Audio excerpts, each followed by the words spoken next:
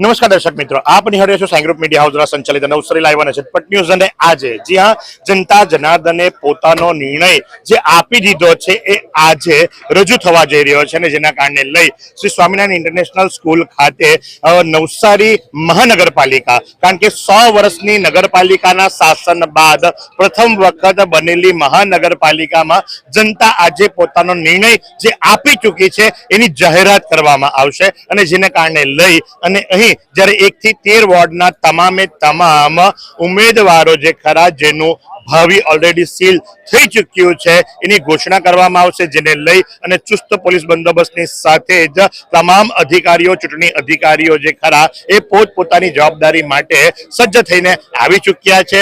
ત્યારે આપણે વાત કરવાનો પ્રયાસ કરીશું નવસારીના પ્રાંત ઓફિસર ડોક્ટર જનમ ઠાકોરની સાથે, કારણ કે આજે કઈ રીતેની પ્રક્રિયા ચાલી રહી છે, શું ચાલી રહ્યું છે અને સાથે જ કયા પ્રકારની સુરક્ષા વ્યવસ્થા કરવામાં આવી છે એ તમામ વસ્તુઓ જે ખરી એ અહીંથી જાહેર કરવામાં આવશે।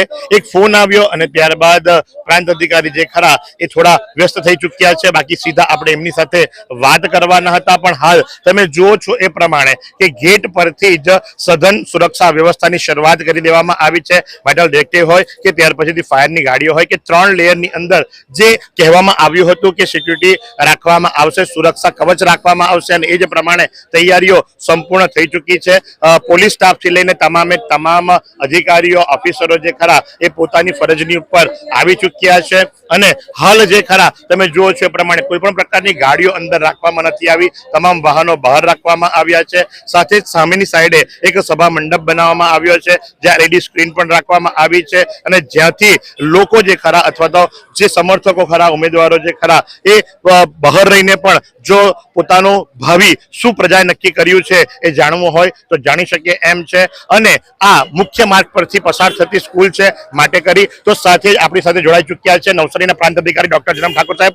કઈ રીતેની વ્યવસ્થા આજે રાખવામાં આવી છે? આજરોજ અહીંયા 3 ચૂંટણી અધિકારી છીએ અમે લોકો, એટલે 3 અલગ અલગ કાઉન્ટિંગ હોલ છે। વોર્ડ નંબર 1 થી 4 ની ગણતરી ભોંયતળીએ છે, વોર્ડ નંબર 5 થી 8 ની પ્રથમ માળે અને વોર્ડ નંબર 9 થી 13 ની બીજા માળે રાખવામાં આવી છે। બહારથી જ તમામ વાહનોની એન્ટ્રી વર્જિત છે।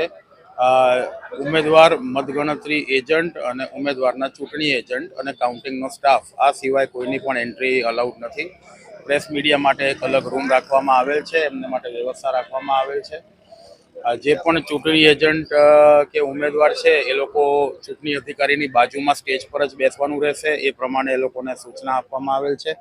જે મતગણતરી એજન્ટ છે એમને વોર્ડ વાઇઝ ગણતરી શરૂ થાય એટલે અહીંયાથી એનાઉન્સ કરીને બોલાવવામાં આવશે।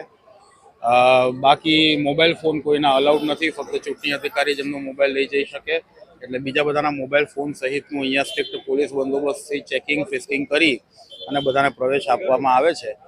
8:45-9 વાગ્યા સુધીમાં બધી વ્યવસ્થા ગોઠવાઈ જાય એટલે આપણે 9 વાગ્યાના ટકોરે મતગણતરી શરૂ કરવાના છીએ, અને અમે એવી અપેક્ષા રાખીએ છીએ કે બને તેમ જલ્દી, એટલે કે 11:30-12 વાગ્યા સુધીમાં મોટા ભાગનું કાઉન્ટિંગ દરેક વોર્ડનું પૂરું થઈ જશે। બેલેટ પેપરથી જે મતદાન થયું છે પ્રથમ કરવામાં આવશે, ત્યારબાદ ઈવીએમની શરૂઆત કરવામાં આવશે?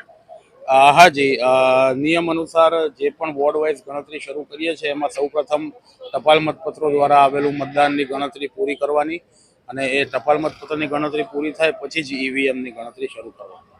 તો જે પ્રમાણે આપે સાંભળ્યું એ મુજબ આ છે પ્રાંત અધિકારી ડોક્ટર જનમ ઠાકોર, અને એમણે જે ખરા એ પૂરી માહિતી આપી છે કઈ રીતે આજે આ મતગણતરીની પ્રક્રિયા હાથ ધરવામાં આવશે, ત્યાં સુધી કે જે ઉમેદવારો છે ઉમેદવારોને પણ વોર્ડ વાઇઝ જ અંદર એન્ટ્રી આપવામાં આવશે। તો આ જ પ્રમાણે આજે આખો દિવસ આપ નિહાળી શકશો મહાકવરેજ એકમાત્ર આપની ચેનલ નવસારી લાઈવ પર, અને સાથે જ તમે જેને પોતાના જનપ્રતિનિધિ ઈચ્છી રહ્યા છો એનો ફેસલો શું આવ્યો છે એ માટે નિહાળતા રહો નવસારી લાઈવ અને ઝટપટ ન્યૂઝ।